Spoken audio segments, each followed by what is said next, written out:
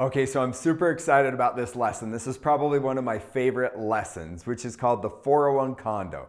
Now, clearly the 401 condo doesn't exist. It's just a play on words, but it's just an idea of showing you how real estate compares with a 401k. Now, I'm not encouraging everyone to go out and buy themselves a condo or a cabin in the mountains or invest in real estate instead of their 401k. It's just something to think about, right? So the idea is to think outside the box. A lot of people put money into a 401k just for those apparent tax deductions, which in reality, they may just be postponing those taxes to an even higher tax bracket. So there's other ways to make, to save money on taxes. It doesn't have to be just inside of a 401k. Now, there's a lot of other investment options as well that could grow tax deferred or grow tax free even. And we'll get into those in later lessons as we really start to look at all the different accounts that are available out there. But in this lesson, I just want you to think outside the box a little bit. And I want you to see how a 401 condo, or in other words, real estate, compares with a 401k. Okay, let's take a look at some of the assumptions. In this example, we're going to look at a $1,500 a month contribution to your 401k or a $1,500 a month contribution to a mortgage payment on a vacation home, a condo, a cabin, whatever the case may be. Now, also keep in mind, this doesn't have to be a 401k. It could be a 403b or 457 or an IRA, SEP IRA, any of these qualified plans that we've been talking about. We're also going to assume a modest 5% interest rate. Now, the interest rate isn't the biggest concern here because there are some areas of the country where real estate appreciates in value at a high rate, and there are also some investments in the market in your 401ks that could do a high rate of return as well. But let's just say that they're the same. Let's just say that the real estate and your 401k are both going to grow at 5%. Let's also say that you're in a 30% tax bracket. Now, we're not saying that you're in a 30% tax bracket now, and you're going to be in a 50% tax bracket later. We're just saying that you're always in a 30% tax bracket, both during the accumulation phase as well as the withdrawal phase. So we're not really looking at what's going to happen if the taxes go up or down. We're more looking at what is your current situation at a 30% tax bracket versus a 20% capital gains rate. Now, by the time you watch this, maybe the capital gains rates have changed. I know it's one of the things they're always talking about. But right now, the capital gains rates are 20%. So if you're in a 30% income tax rate, but at a 20% capital gains tax rate, that's where you could possibly see some tax savings. It's not about whether or not the taxes are going to go up or down. It's just about current situation and current tax situation. We're also going to look at a 30-year window just to kind of see how this projects out over time. All right, so let's take a look. First of all, on our left, we have our 401k or your IRA, whatever the case may be. And over on the right, we have our 401 condo. Maybe it's on the 4th floor, first unit, something like that. All right, just an example of real estate. Now, in a 401k, one of the main reasons everyone wants a 401k, and they will do everything to try to get this tax savings, when in reality, it's just an income reduction. So if you are, putting $10,000 into a 401k, your income is reduced by $10,000. So therefore, you're taxed on a smaller amount. However, even though it would seem like you're saving money, you're actually postponing the taxes on that $10,000 until later when you withdraw the money at potentially a higher rate. But whatever the case may be, in this example, it's an income reduction, not an actual tax savings. Now, if you put $1,500 a month towards a mortgage payment, you can actually get an interest deduction. You're actually saving money in that tax year. So you're actually getting some money back from the IRS in the form of an actual deduction from mortgage interest deduction. So that's an actual tax savings, not an apparent tax savings in the future. Now, on the 401k, all of that money is growing tax deferred. That means that you're not paying capital gains tax on the growth of that money along the way, like we looked at in the tax module. When you have money inside of a taxable account, you're paying taxes as the money grows, which could have been earning interest. In this case, your 401k is growing tax deferred, meaning not paying capital gains or not paying taxes along the way on the growth of the money. However, if you buy a condo and your condo that you bought for $300,000 is now worth, $350,000, you're not paying taxes on the growth of that condo each year, right? So it is tax deferred, meaning you do not pay taxes if your condo appreciates in value one year. You don't pay taxes on that, right? Okay, then let's look at the internal rate of return on both the 401k and the 401 condo, meaning what is the internal rate of return after taxes? Well, if we take a look at that, your internal rate of return is 3.04%, not 5%, 3.04% because of the taxes at a 30% tax bracket. On the 401 condo, the internal rate of return is actually small. The internal rate of return is actually larger, at 4.21% because of the capital gains tax versus an income tax. Because if you're at a capital gains tax of 20% versus an income tax of 30%, that tax savings is what would give you a higher internal rate of return on the condo over the 401k. Okay. Now, what about when you sell the 401k? You might wonder, how do you sell the 401k? Well, you spend it, right? You spend it, you sell it. When you get your money out of your 401k during retirement, you are utilizing that money, right? Now, when you get that money from the 401k, you are taxed at 100% on ordinary income. It's ordinary income. So you take $30,000 one year out of a 401k, that's $30,000 added to your income, taxed at ordinary income. Now, what about when you sell a condo? Well, when you sell a condo, you're taxed at a capital gains rate, which in this assumption, we're saying that you're at a 30% income tax over here and a 20% capital gains tax rate. So let's take a closer look at this and what kind of an advantage that could give you. What rate of return will the 401k have to achieve to equal the condo internal rate of return subject to capital gains tax? In other words, because of the benefits of this capital gains tax being lower, your 401k would actually have to earn a greater rate of return to keep up with the 401 condo. And that rate of return would be 6.06%. So if your condo appreciates at 5%, your 401k would have to appreciate or grow at 6.06% to be equal because of the difference in taxes. Now, what would the internal rate of return be on the condo with the capital gains tax if the condo only appreciates to the after-tax value of the 401k? And that would be 1.56. So the after-tax value of the 401k because of those taxes is only going to need 1.56% on the condo to equal that.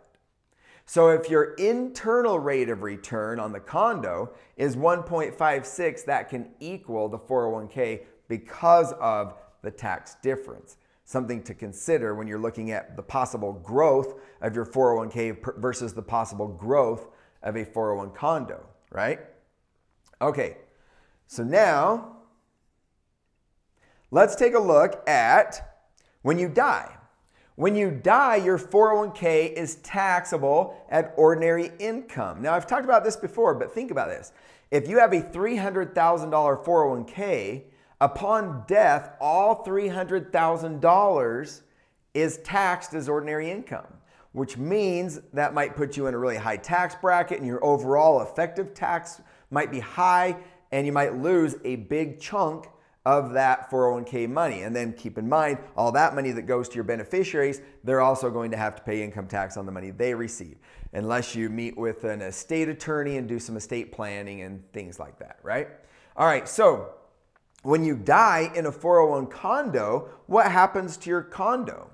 Well, you get what we call a step up in basis.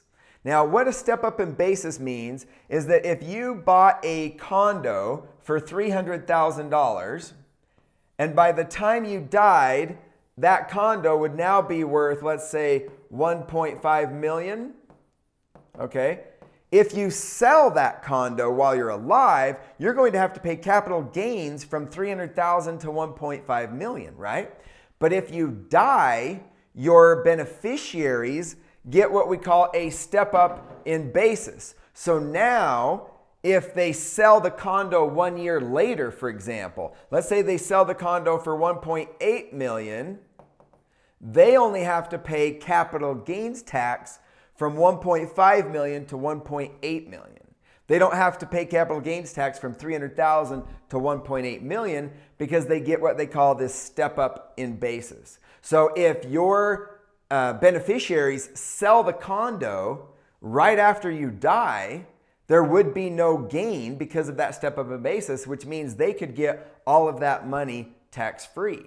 Great way to pass on assets to the next generation versus a 401k where you're going to get taxed and then taxed again, right?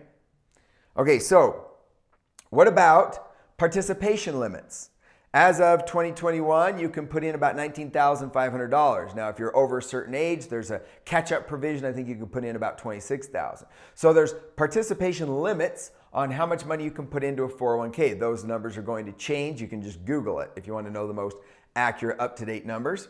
Now, what happens with a 401 condo? Well, you can only get a mortgage interest deduction on up to $750,000. So if you get a $1.5 million loan on a condo, you're not going to get the full, tax benefits on that. But if you get up to a $750,000 loan for a condo, then you're going to get a tax deduction on the mortgage interest. Something to consider, which obviously this number may also change from time to time. In a 401k, you might say, well, I'm going to get a company match in a 401k, so that's my main reason for doing a 401k. Well, guess what? In a 401 condo, you could rent it out if you wanted to. You could rent it out on a regular basis. You could even get a rental property. If you don't want a condo, you could actually get a rental property and rent that out and get money from other people. Just like you're getting a match from your employer, you could get money from other people to help go towards your investment over here in the 401 condo. There's also, if you want to use this for your vacation purposes, there's also ways to just do, Airbnb or VRBO, these vacation rentals, these weekend rentals that you could do. You could do these temporary rentals and just rent it out on the weekends that you're not using it.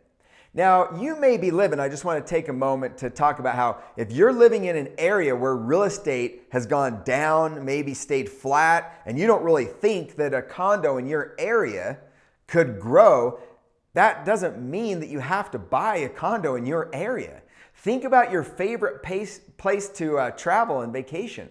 Why not buy a condo in your favorite place that you like to go visit? I mean, if you buy a condo on the beach, you know the value of that's going to go up. They're not making any more beachfront property, right?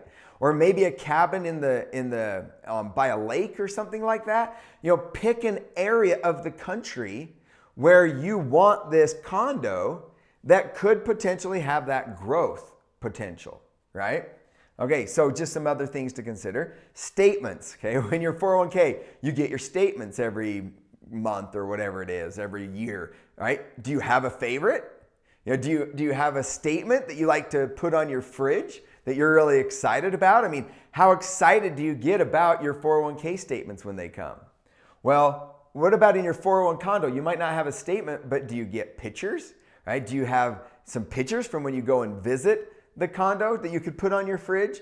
Or how about no enjoyment during your working years? So many times we get so focused on saving money for retirement that we forget to live along the way, right? I mean, you really have no enjoyment out of a 401k. In fact, if anything, it causes a lot of gray hair and a lot of stress because you're always looking at it, wondering if it's going up or down based on the market and things like that. This can be very stressful. And you might even get closer to retirement and you might be like, wow, do I want to go into more conservative investments? I'd hate to lose half of everything I've saved and have to work another 10 years. I mean, just think about your 401k during your working years versus having a lifetime of memories. Now, it's possible that your condo doesn't grow at the same rate that your 401 condo. Maybe your 401 condo does, your 401k, maybe your 401k does grow at an average return of 7 or 8% if you're lucky. Maybe your condo that you picked only grows or appreciates at 5%. But what is that worth to you for all those years? I mean, we're looking at a 30-year window in this example. What's it worth to you to have a condo instead of a 401k that you can enjoy and have a lifetime of memories? Think about the times that you can spend with your kids and grandkids or whatever the case may be. Lifetime of memories on your 401 condo. In a 401k, you're locked out until you're 59 and a half. That means that you have major penalties and taxes if you access the money prior to 59 and a half. It's like owning this asset that you don't have the keys for it. And in a 401 condo, you have the keys. You can go anytime you want and enjoy your 401 condo, right? You have access to it during working years. If you do need to access your 401 condo in case of, your 401k in case of an emergency, if you need to get to that 401k money, major penalties, right? 10% penalty on the money, on all of the money that you get, 10% penalty, and all of that gets added to your income. You could potentially lose half of it depending on your tax bracket, right? So major penalties. Now, let's say you became, maybe you got in a situation where you need to sell your condo. Well, if you need to sell your condo, you could. Would you have to pay capital gains? Sure. But you could still sell it without penalty, right? And you could access that money, or maybe you just want to borrow against it. Maybe you need to take out a home equity loan. No penalties for that, right? You could also get a 401k loan, but then if you lose your job or switch employers, that loan has to be paid back or you're going to get the penalty. So a little bit more tricky with the loans on a 401k. But you could borrow against a 401 condo if you wanted to. You could rent it out like I talked about. You could even trade weekends if you wanted to make a little extra money or without having to pay taxes. Because if you rent it out, you're going to have to pay taxes on the income. But what if you just trade a weekend at your condo for somebody else a weekend at their condo, just to have some more variety? There's a lot of ways that you can take advantage of that condo.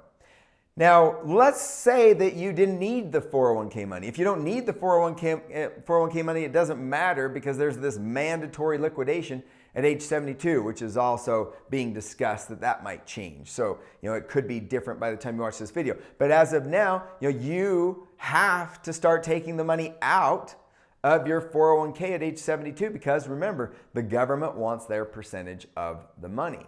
Now, in a 401 condo, you've got the future family heritage that you could leave behind, that you could leave a legacy for years to come. There's just a lot more enjoyment out of the 401 condo. Now, like I said, I'm not saying that you should get a condo instead of a 401k. There's a lot more things to discuss. If you want to meet with us and discuss your specific situation, you can. If you're only putting a couple of $100 a month into a 401k, you're obviously not going to be able to get a condo for a couple $100 a month. But if you're maxing out a 401k, if you're putting a lot of money into your 401k and you're not really getting that much of a match, you should maybe consider putting that money somewhere else. You're still getting the tax deductions, which is really what everyone wants in a 401k, is some sort of tax savings. But remember, it's just an income reduction. You're just postponing the taxes until later. It's not necessarily a tax savings at all. Now remember, CPAs, their job is to reduce your income. They're not looking at this long term like this, right? They're looking at 1 year of how they can reduce your income for that year and save you money on taxes that year. Not really maybe thinking about the whole picture and how you might be just kicking the can down the road to an even worse tax situation. So just something to think about. Just think outside the box. If you have a qualified plan and you don't like the idea of the qualified plans and you're looking for other opportunities, this is another great opportunity, and there's more opportunities that we'll talk about in future lessons. So thanks for watching, and we'll talk to you soon.